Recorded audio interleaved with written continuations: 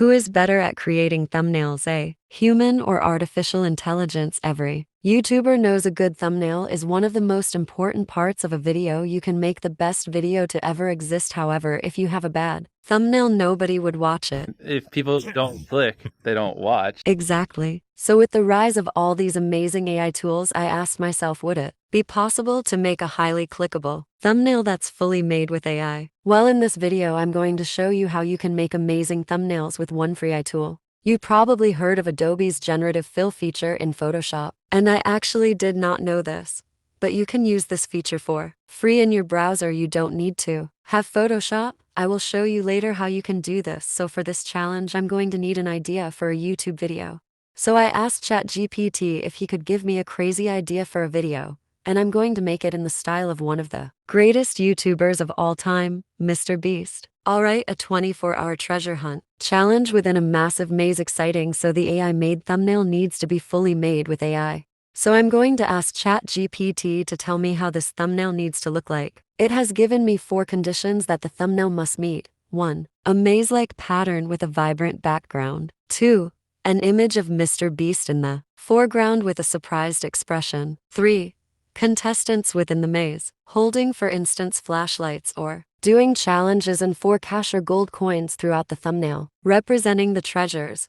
Alright, let's dive right in. So what you want to do is go to Adobe Firefly. I have put the link in the description of this video. Here you have a lot of free beta features Adobe is working on for you to test out. They have a text-to-image generator, a 3D to image generator, and a lot more. However, we are going to use the generative fill feature for this video. So how this normally works is that you upload an image and you can change this image by selecting parts and putting in prompts similar to a text-to-image generator to change that specific part. New Maybach, and I painted it gray. However, I want to generate a completely new image.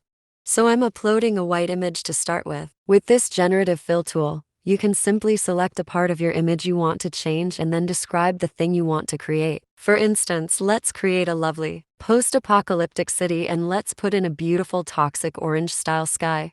And maybe a pretty mountain and a cute AI robot overlooking the amazing work it has achieved. What a pretty sight. However, I'm going to try and make a thumbnail with this tool. So the first thing on our list ChatGPT created was a maze-like pattern with a vibrant background. So I'm simply going to select the area where I want the maze to be. Then I'm going to describe what I want Adobe to generate, in this case a giant maze, and select generate. As you can see, Adobe will always give you 4 options to choose from. However, if none are what you are looking for, you can always press more, and Adobe will generate for more options. When you find one you like, you need to press keep. So let's move on to the background. Again, I'm going to select the background and let's look for some beautiful blue skies. Choose the one you like and select keep. Now, the second thing on the list was an image of Mr. Beast in a foreground with a surprise expression on his face. So this program is trained on Adobe's stock footage, therefore it is not able to generate an image of Mr. Beast. So I'm simply going to select the area I want the image to appear and instruct it to generate an image of a surprised person looking at the camera. Generating people is something this program is not so good in, as you can clearly see. So let's cancel this and let me show you how you can make it slightly better. First, I want to make them a little bigger. And again, I'm going to hit generate. Now choose the one that you like and select keep. As you can see, the eyes are very distorted. So what you want to do is simply select the eyes and make new ones. In this case, I'm instructing it to generate eyes looking at the camera. This is a lot better. As you can see, the contrast with the gray maze and blue background is not so high, so I want to change the color of the shirt to a bright green. This way it will stand out a lot better. Sadly, it didn't do much. What you can do is change the settings of the generation. To do this, you want to select cancel and then select the 3 sliders next to the generate button. We are going to focus on the preserved content and guidance strength sliders. By increasing the preserved content slider from original to new, the generated image will be less like the original part of the image you selected.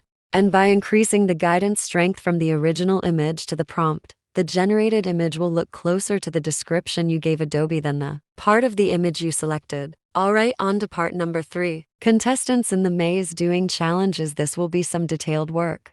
So I'm going to change the brush size at brush settings. And let's zoom in on the part where our first contestant will be. Again, selecting the area And let's try a person with a flashlight, and maybe in a red shirt so the person will stand out more. Now let's see if we can make someone do a challenge.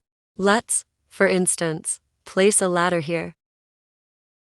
Very cool. And now let's place someone on the ladder. And let's give this person a blue shirt. Maybe place this person a little higher. As if he or she is looking over the maze. I'm going to add a large prize in the middle, but I want to have someone pointing towards it, standing on top of one of the blocks. So let's create this person first. Maybe expand it a little bit, and let's make this person look directly into the camera. And now for the last step, cash or gold coins throughout the thumbnail. Let's place a large $sign right in the center as the main prize, and something to catch the eye of the viewers when seeing the thumbnail. I'm going to show you one last bonus trick you can use. I think the person in the yellow shirt needs to stand out a bit more, so let's draw the shape of an exclamation mark above his head. Again, describe it, and go to the 3 sliders next to the generate button. Now I'm going to change the match shape from freeform to conform. This way the generated image will follow the shape you have drawn, in this case in the shape of an exclamation mark. Lovely. And there you have it, a thumbnail, completely generated with AI. This was my first time working with the Adobe generative fill feature. I'm definitely going to use this tool for my thumbnails, although more to enhance them rather than creating complete thumbnails from scratch. Nevertheless, you can certainly do both. Let me know in the comments what you think of this thumbnail, and as always, please like and subscribe so I can make more of these videos for you. Until next time.